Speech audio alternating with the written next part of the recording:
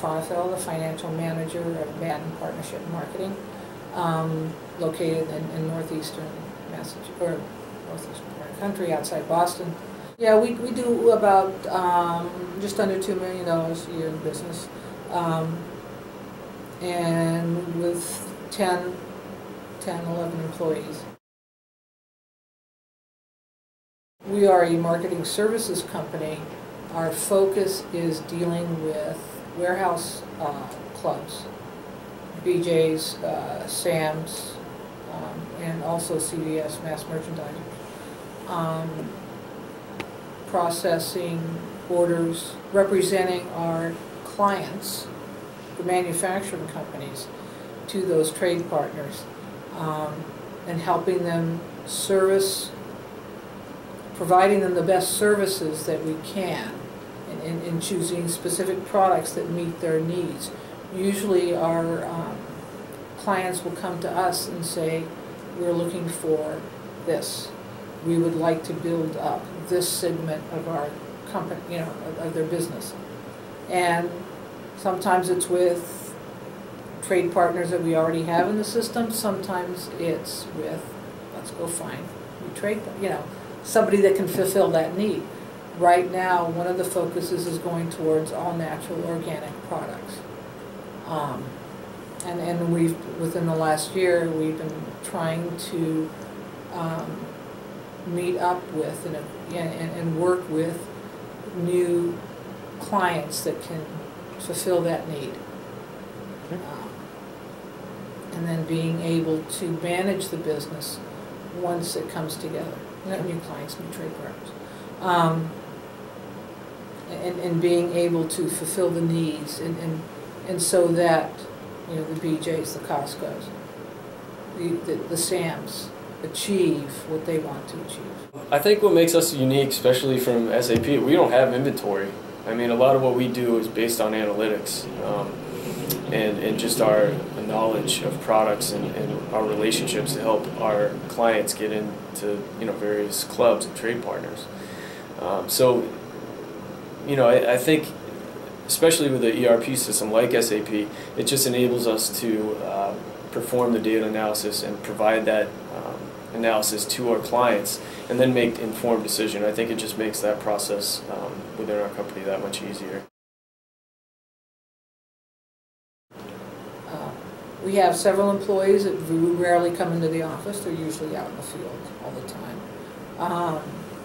You know, and being able to have a system where you can work remotely, where you can get information and live, fresh information all the time, you know, it's very important, because we have to be able to provide our salespeople out in the field, you know, with timely information. I guess the main way that SAP helps me do my job is that it kind of integrates all of our business operations into one location. So, you know, we'll access it daily to look at what's moving in terms of purchase orders and sales orders, what's actually getting shipped. And then also I manage the budget, so it allows me to see what actually was shipped and quantify those shipments into dollars. I guess just the expertise. I mean, it's really hard to kind of step into a position, especially when you don't have a great familiarity with SAP and try to make things happen. I mean, it's almost impossible. So just having kind of that outlet to not only help us write reports, but also kind of troubleshoot if we're having any issues with anything. And just to have somebody to reach out to. You know, Sandra's very good about getting back to you in a timely manner. You know, setting up a call same day. You know, she's very flexible, and you know, that helps us out a lot too, because you're not waiting for an answer. We were using Kenray for the sales order processing part of the business, and we were using QuickBooks for the financials, neither one which could talk to each other. SAP has been able to allow us to handle a greater volume of EDI transactions, to try and get the vast majority of our trade partners' information through EDI. Some we can't do, but The more information we get through EDI, the faster we can analyze the transactions, the faster we can manage the business and know when something's working, something's not working. It gives us a lot more information. Because the whole thing is technology now. You supply chain management and using the technology to help not only ourselves to grow, but also our clients and trade partners to grow. I think Ken has great foresight. I think he understands how the business is evolving. I think he understands that our business is moving to EDI. We have to be able to process EDI. And as a company, if we want to scale and build more business upon our existing infrastructure, we're going to need the capabilities to make our company more efficient. A lot of that is dealing with data on an electronic basis and kind of removing a lot of the manual aspects of what we do around here operationally. I think also from a data quality aspect, it's very helpful to have everything exist within one database. When you have things fragmented within different spreadsheets, you kind of lose a lot of data quality assurance because you have to update things in multiple places.